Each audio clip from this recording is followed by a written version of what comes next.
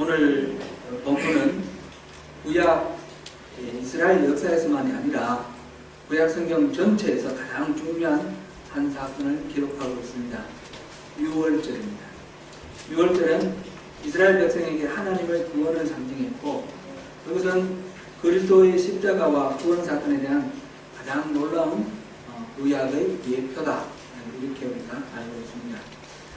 오늘 유월절에 대해서 같이 한번 생각을 해보겠습니다. 지난주에는 우리 뭘 했죠? 지난주에는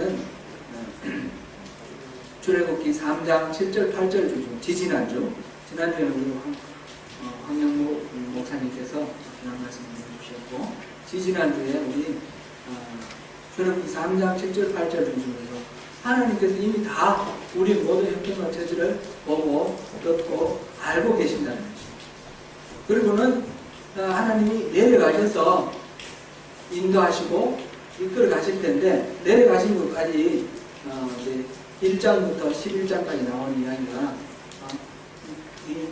모세와 함께 이집트에 하나님 가 계시는 것을 봤습니다. 10가지 재앙이 있지 않습니까?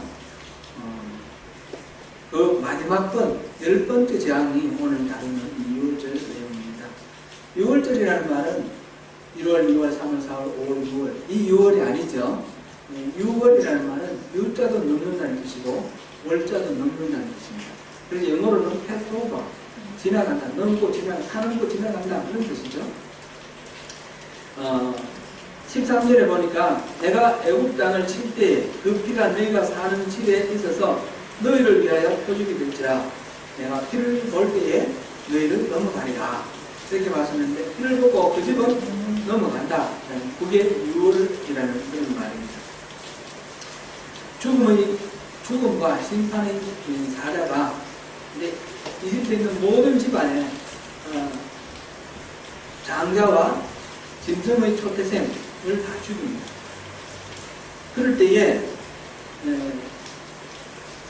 그 집을 넘어간다 이 말은 그 집에는 죽음과 심판이 이르지 않는다.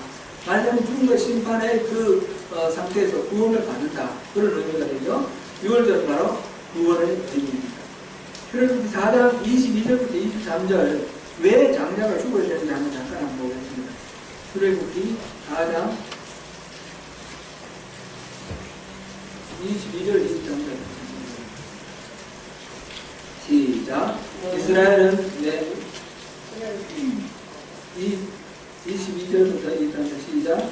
너는 바로 여호와의 말씀에 이스라엘은 내 아들 되었느니라. 내가 너희를 내 아들을 보내주어 나를 섬기게 하라 하고, 내가 너희 길을 거절하니 내가 내 아들 내 장자를 죽이라 하셨다 하시니라. 아멘.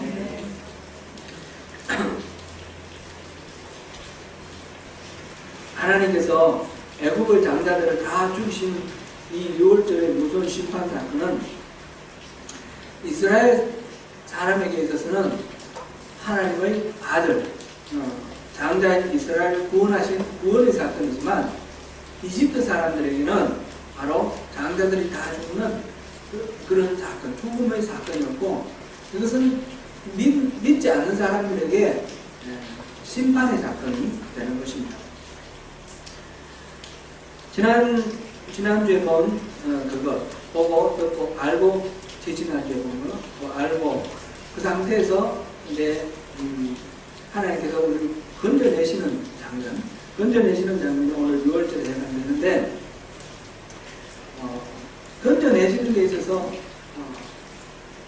어떤 사람은 건져내고 어떤 사람은 건져내지 않느냐, 이 구별의 기준이 뭔가, 이것을 우리 한번 살펴볼 필요가 있습니다. 사실 그 앞에서 9번째까지 재앙이 있을 동안에도 이스라엘 사람하고 이집트 사람하고는 처음에는 같았지만 나중에는 이 차별이 생깁니다. 우박이 내리는 때 고센 땅에는 안 내리잖아요. 이런 식으로 차별이 생기는데, 이 마지막 재앙에서는 분명한 분명한 차별이 생깁니다. 근데 그것이 어떤 것인가? 그거는 이전에는 9번째까지는 이스라엘 사람들은 뭐 할까 아무것도 없었습니다. 하나님이 일방적으로 구별을 해주셨는데, 이 10번째 제안에서는 이스라엘 사람에게 어떤 행동을 요청을 하십니다. 그 특별한 행동을 요구하고 그것에 따라서 구별을 하는 겁니다. 이게 바로 유월절 규례입니다. 오늘 본문 1절부터 13절까지 이어서 계속해서 20절까지가 그 규례에 해당되는데 13절까지만 봐도 그 내용을 다 들어있습니다. 크게 봐서 4가지가 있습니다. 첫째는 그 달을 한 해의 첫 달로 구별하라. 한 해의 첫 달로 이렇게 삼으라 하는 것입니다. 이제 말하자면 이때까지 살아왔던 방식하고 다르게 지금부터 출발이다. 새로운 출발이다. 지금부터 우리 인생이 새롭게 출발한다고 생각하라. 한 해의 첫 달로 삼아버립니다. 중간에 이때는 뭐 통상으로는 7월달인데 7월이 아니라 지금부터 1월달이다. 이렇게 이제 정리해버리시는 거죠. 이제부터 새로운 출발이다. 그걸 말씀하셨고, 두 번째로는 어린 양을 잡아라. 그랬습니다. 어린 양을 취하여 잡아라. 그랬습니다. 언제 어느 날 취합니까? 일단 그 구별하는 거는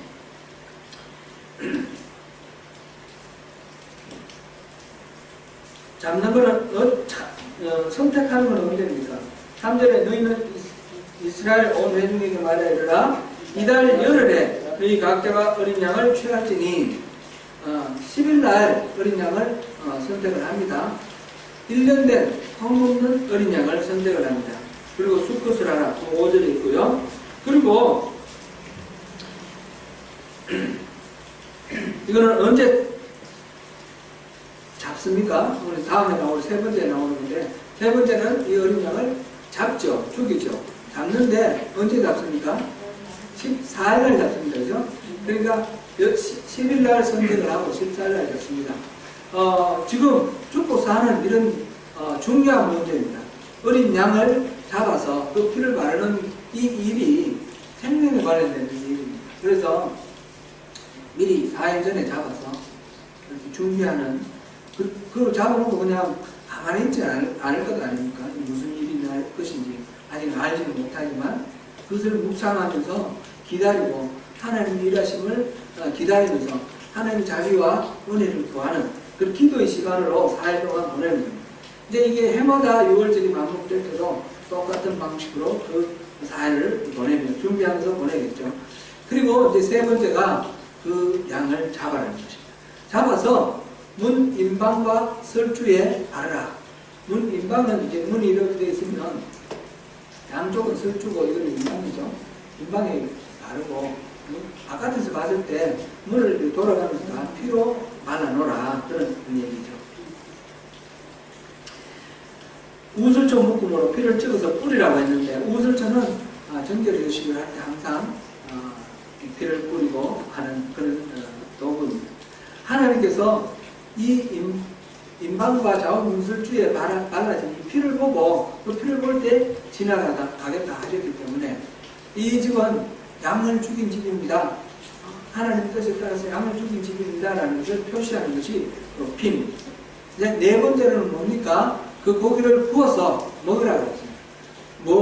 무엇과 같이 먹습니까? 무교병과 선나물. 무교병과 선나물. 무교병은 이 반려하지 않은 빵이기 때문에 맛도 없고 딱딱하고 그럴 겁니다. 이 반려할 시간이 없다라는 것을 의미하기도 하고, 맛을 탐하지 않고 그냥 꼭 필요한 것들만 취하는 그런 의미도 있습니다. 썬나물은 애국에서 겪었던 그 고초와 고난을 상징하는 그런 것입니다. 이 두 가지가 다 회개를 의미하며 우리 안에 있는 죄를 덜어낸다, 그런 의미를 갖고 있습니다. 그리고 이 고기를 밤새 먹고 아침까지 남기지 말라고 했습니다.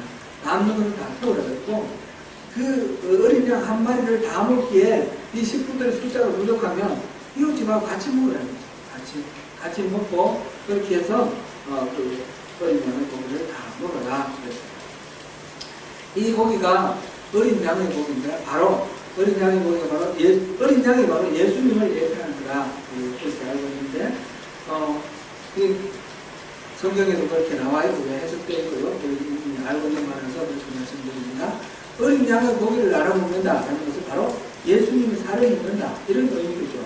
우리 성찬식 할 때 예수님의 살과 피를 나눠먹지 않습니까? 바로 6월절 이 일을 의미를 되새기는 것입니다. 그리고 허리띠를 띠고 금방이라도 스탠바이가 있다가 가야 할 때 가라 하면 바로 출발할 수 있는 그런 자세로 그 다음에 밥을 먹습니다. 보통 이때 사람들은 밥 먹을 때 누워서 먹는 것이 일반적인 습관인데 그것이 아니라 띠를 끼고 서서 이렇게 먹는, 언제든지 주님의 부르심에 응답하겠다는 그런 자세를, 마음 자세를 가지고 그렇게 식사를 합니다. 이렇게 우리 12장은 이 6월절은 출애굽기 그리고 모세오경 전체의 중요한 분기점이 됩니다. 11장까지는 하나님이 일방적으로 은혜를 베풀어 주셨고 12장, 그 다음 13장, 14장 이제 홍해를 건너가고 이런데 여기에는 하나님 일방적으로 은혜를 베풀어 주시는 것만이 아니라 은혜를 베풀어 주시면서 거기에 합당한 책임 있는 반응을 요구를 하십니다. 자기 내면에서 솟아나오는 그런 욕구를 억제하게 하고 그것을 부인하는 자기 부인의 결단이 필요합니다. 그래서 12장 6월절 어린 양을 잡고 피를 바르고 그 고기를 먹는 일부터 시작해서 홍해를 건너는 데까지는 신앙생활에 앞으로 어떤 식으로 해야 될 것인지 중요한 오리엔테이션이 됩니다. 하나님 은혜가 먼저 있었습니다. 그렇죠? 우리 모두의 구원에 있어서도 마찬가지 원리가 적용이 됩니다. 하나님이 일방적으로 은혜를 베풀어 주십니다. 먼저 우리는 죄와 허물로 죽었던 너희들 이렇게 에베소서 1장 말씀하셨는데 2장 1절에 말씀하셨는데 우리는 죄와 허물로 그 선악과를 따먹음으로 우리는 죽은 존재입니다. 죽은 존재로는 일어나 해도 일어날 수가 없습니다. 하나님이 먼저 은혜를 베풀어 주셔서 이것을 일깨워 주셔서 하나님의 그 인도하심에 반응할 수 있도록 살려주시고 그 다음에 우리에게 그 다음에 결단과 책임 있는 반응을 요청하는 것입니다. 먼저 은혜가 있었다라는 것을 보고 그 다음에는 은혜가 일방적으로 계속 가는 것이 아니라 반드시 책임 있는 반응이 따라야 한다라는 것입니다. 6월절은 애국에서 노예 생활하는 이스라엘이 해방된 것을 기념하는 절기입니다. 해방의 과정에서 애국에 내려졌던 10가지 재앙이 있는데 그 마지막 재앙, 장자와 오른쪽 태생이 있는 이 무시무시한 이 재앙, 이것에 결국은 바로가 우리가 다 아는데요, 굴복을 하고 제발 좀 떠나달라 그러면서 이스라엘 사람들을 내보냅니다. 이것은 애국에게는 재앙이었으나 이스라엘에게는 크나큰 축복이었습니다. 이때 애국과 이스라엘을 구별하는 기준, 그것은 바로 이 성경에서 보니까 피의 기준을 두고 있다는 것을 우리가 알 수 있습니다.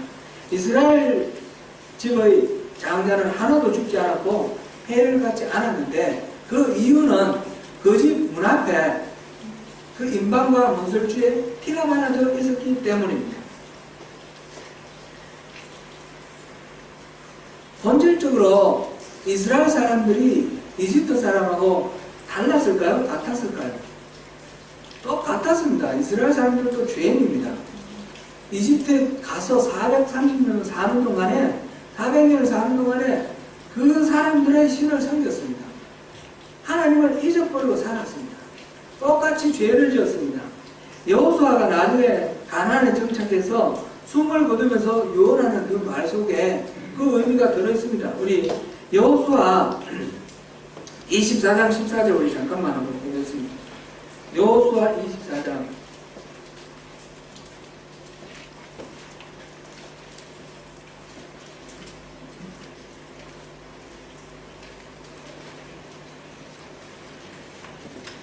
24장 14절입니다. 여호수아가 마지막 죽을 때 유언처럼 하는 유언입니다. 유언으로 하는 말입니다. 14절 같이 읽습니다. 시작. 그러므로 이제는 여호와를 경외하며 온전한 마음과 진실함으로 그를 섬기라. 너희 조상들이 강 저쪽과 애굽에서 섬기는 신들을 치워버리고 여호와만 섬기라. 아멘. 강 저쪽과 애굽에서 섬기던 신들을 치워버리라. 그러니까 애국에서는 다른 신을 섬겼다는 거죠. 우상을 섬겼습니다. 모세가 하나님이 나를 보냈다 해서 이스라엘 사람들을 일깨우지만 모세 말을 안 듣고 계속해서 따져보고 물어보고 그렇게 하는 이스라엘 사람들의 반응 통해서도 우리가 알 수 있고 이 여호수아의 말을 통해서 알 수 있습니다. 하나님의 심판이 만약 죄에 대한 심판이랍니다. 죄는 전부 심판받아 죽는 것이 우리 정해진 하나님의 원칙인데 그래서 심판받는 거라면 이스라엘 사람들은 죽어야 마땅합니까? 살아도 괜찮습니까? 그들도 죽어야 마땅합니다. 그들도 다 하나님의 심판의 대상이어야 했습니다. 그러나 이스라엘 집에는 그 심판의 죽음이 임하지 않았습니다. 그 이유는 단 한 가지, 피 때문입니다. 하나님의 죽음의 심판을 위해서 애굽 온 땅을 지나가실 때에 이스라엘 집에서 본 것은 그 안에 사는 사람이 아브라함의 자손인가 이스라엘 사람인가 이런 걸 본 것이 아니고 그 집 앞에 피가 바라지 있는가 그렇지 않은가 그것만 보았다는 것입니다. 실제로 그 집 안에는 이스라엘 사람만 있었던 것이 아니고 온갖 잡족들이 같이 있었다 그랬습니다. 이집트 사람도 있었고요. 또는 다른 이디오피아 사람이라든지 브레네 사람이라든지 그 이집트 안에 살면서 이스라엘 사람들하고 교류하던 사람들이 그 지금 심판이 임한다는 소식 듣고 그 살려고 이스라엘 사람들을 찾아와서 그 피 발린 그 이스라엘 집 안에 들어온 사람들은 다 살았다는 것입니다. 본 것은 하나님이 본 것은 그 안에 누가 사느냐가 아니라 피였습니다. 하나님이 심판을 하실 때에 그 심판에서 구원하시는 근거는 기준은 그 사람이 혈통이 어디에 있느냐 그 사람이 얼마만큼 선했냐 지식이 얼마나 있느냐 이런 걸 보는 것이 아닙니다. 오직 피가 있느냐 없느냐 그것만을 보는 것입니다. 어린 양의 피가 바로 우리 예수 그리스도의 보혈에서 십자가에서 흘리신 보혈의 피입니다. 우리에게도 하나님께서 우리를 구원하실 때 예수의 피가 있느냐 없느냐 그것만 보시는 것입니다. 예수의 피를 우리가 바라고 있느냐 덮어쓰고 있는가 그것입니다. 그날 밤 죽음이 모든 애국의 장자들에게 미쳤습니다. 장자는 단지 모든 사람을 대표하는 개념일 뿐입니다. 전부 다 죽어야 되는데 대표로 장자가 죽었고 대표로 조태성이 죽었습니다. 모든 인간은 다 의인은 없나니 하나도 없다 그랬습니다. 모두 다가 죽어서 심판을 받아야 마땅한 존재인데 그런데 장자가 대표해서 그 재앙을 당하는 그 하나의 모델로 보여주신 것이고 이스라엘 사람도 다 죽어야 되는데 그 심판에서 면하된 것은 6월절 어린 양의 피다라는 것입니다. 그것이 바로 우리 십자가에서 죽으신 어린 양 예수 그리스도의 피 그 공로로 우리가 구원받는다는 것입니다.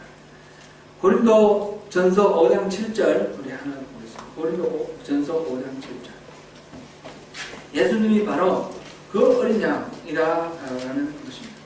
고린도 전서 5장 7절 말씀입니다. 같이 읽습니다. 시작. 너희는 누룩 없는 자인데 새 덩어리가 되기 위하여 묵은 누룩을 내버리라. 우리의 유월절 양 곧 그리스도께서 희생되셨느니라. 예수님을 유월절 양 이렇게 표현했습니다. 첫 유월절에 이스라엘 집의 문 좌우 설주와 임방에 칠해진 어린 양의 피는 그리스도께서 흘리신 십자가에서 흘리신 그 보혈의 피를 미리 나타내 보여주는 예표입니다. 하나님께서 심판을 행하실 때 주목하시는 표적은 바로 이 보혈의 피다라는 이것입니다. 그 사람은 어떤 의로움이나 혈통이나 어떤 것도 아니고 오직 어린 양의 피 이것만 우리가 기억해야 됩니다.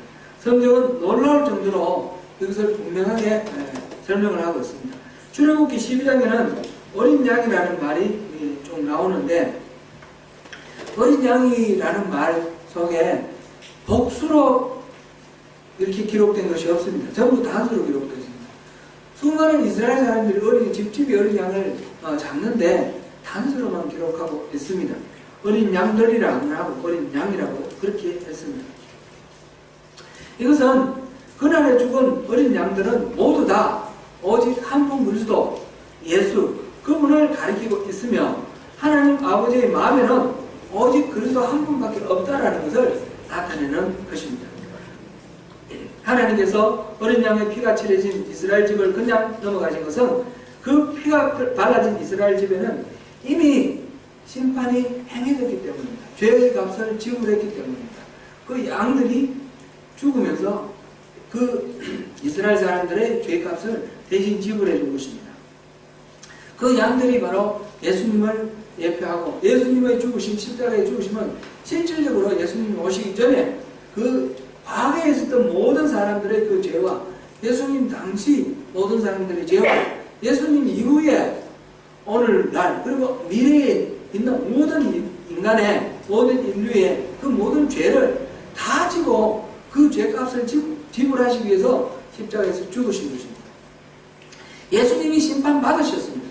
예수님이 그 십자가에서 달리신 그 고난은 그 패션 오브 크라이스트를 볼 때 참 너무 끔찍한 그런 고통을 당하시고 죽으시는데, 그것은 우리의 죄가 그렇게 끔찍하다는 것이고 우리의 죄는 죽음 마땅한 그런 극악무도한 죄라는 것을 나타내 보여주는 것입니다.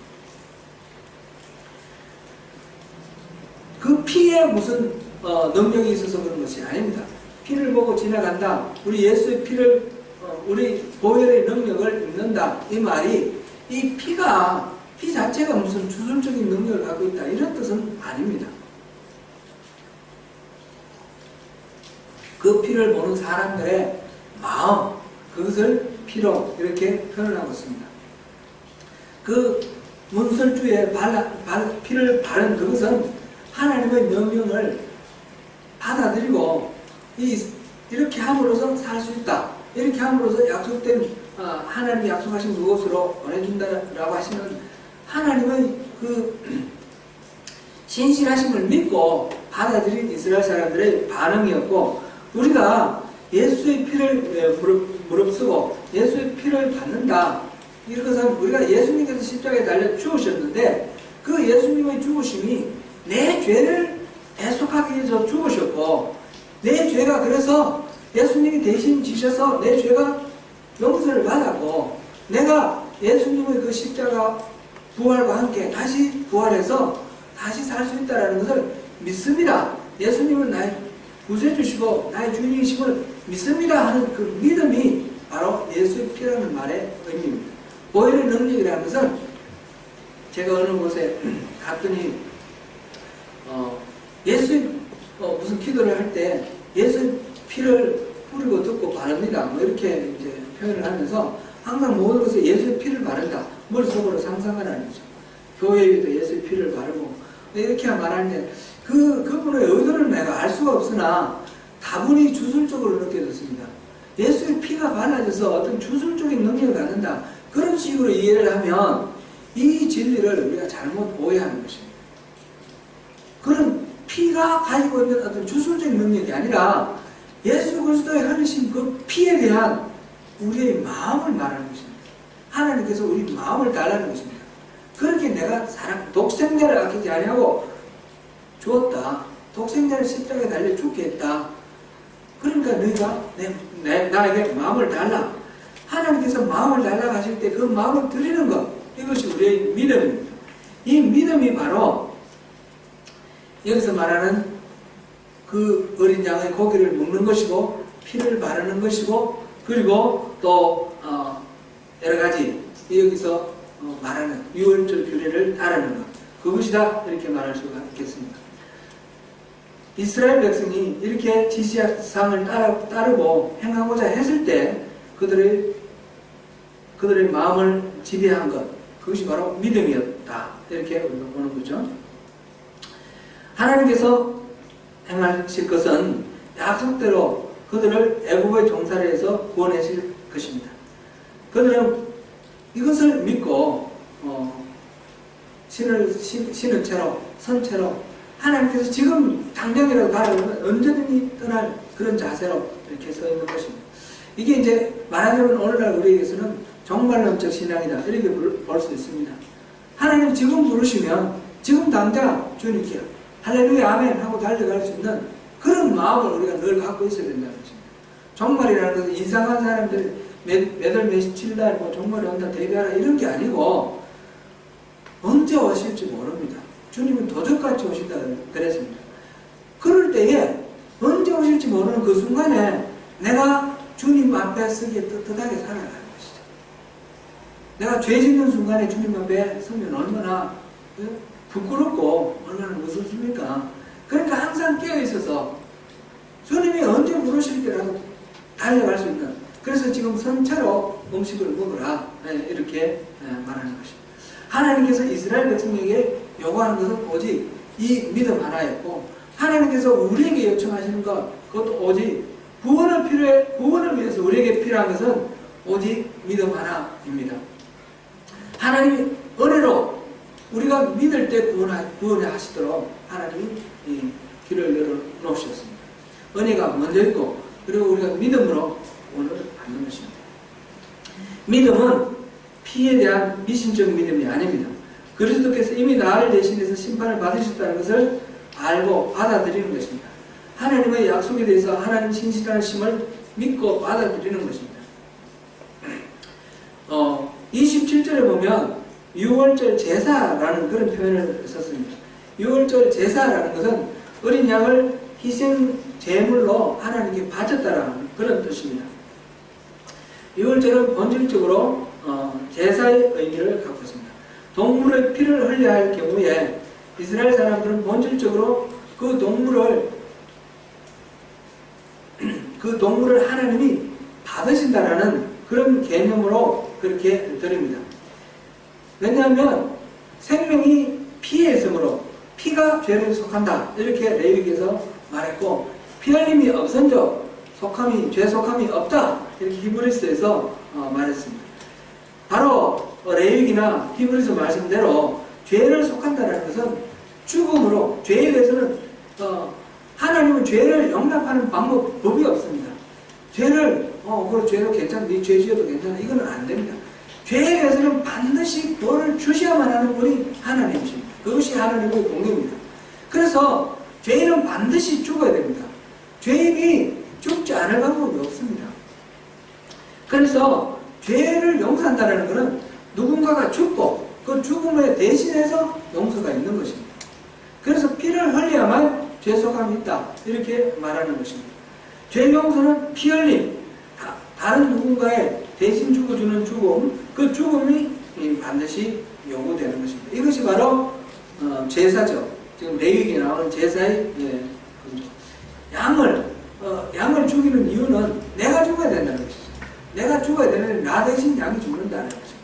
그 성막 안으로 들어가서 성막 그 북쪽 편에 그 번제단 오른편에 이 양을 끌고 가서 그 양에게 머리에 안수를 하잖아요. 이 죄인이 안수를 하는 겁니다. 그러면 내 죄가 다 이 안수를 통해서 이 양에게 넘어가 버리고 그 다음에 이 양을 죽이는 겁니다.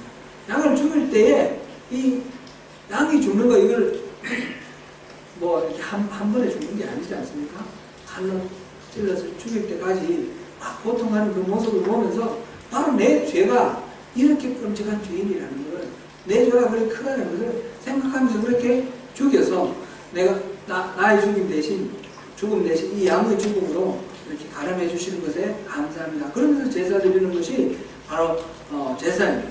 그렇게 피가 없이는 이스라엘 사람도 애굽 사람과 동일하게 죽어야 되는데, 이 어린 양의 피로 내 대신 죽고 심판을 받고, 그래서 내가 그 하나님의 그 심판, 그 양의 죽음, 그거로 내 죄가 지불되고 내 살아난다 하는 것입니다.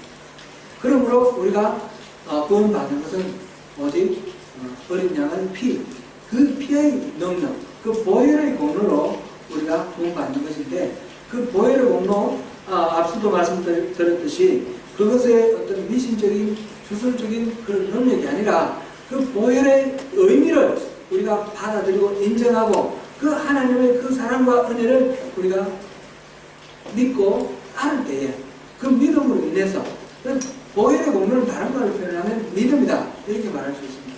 그 믿음으로 우리가 구원을 받는 것입니다. 나를 대신해서 그리스도께서 십자가에 죽임을 당하시고 피를 흘리셨기 때문에 그 피가 증거가 되어서 하나님께서는 나를 심판하지 않으시고 용서하셨으며 하나님의 자녀가 되게 하셨다. 나는 그 사실을 전적으로 알고 그 사실을 믿는다 하는 이러한 우리의 마음으로 받아들이는 믿음, 이것이 우리를 구원하게 하는 것입니다. 우리가 이제 죽어서 이제 천국으로 갈 때에 천국 문 앞에 베드로가 지킨다고 하잖아요. 이건 실제 아니지만 우하지만 우리가 한번 생각을 해봐요. 그 베드로가 지키는데 우리가 들어가려고 그러면 너 왜 여기 왔어? 나 여기 가야 됩니다. 너 무슨 자격으로 오냐? 그때 우리가 뭐라고 말합니까? 우리가 그게 천국에 들어갈 수 있는 자격은 오직 하나예요. 그 6월절 죽음의 사자가 이스라엘 사람들이 지나갈 때 그 좌우 문설주와 임방에 발라진 그 피를 보고 지나간 것처럼 우리의 인생에 좌우 문설주와 임방에 발라진 피, 어린 양의 피, 그것을 보고 통과를 시켜주신다는 것입니다. 그 피는 바로 우리 주님 예수님이 나의 죄를 위해서 죽으셨다는 것입니다. 우리 십자가를 보면 뭐가 생각난다고 했습니까? 두 가지. 첫째는 나의 죄, 둘째는 하나님의 사랑.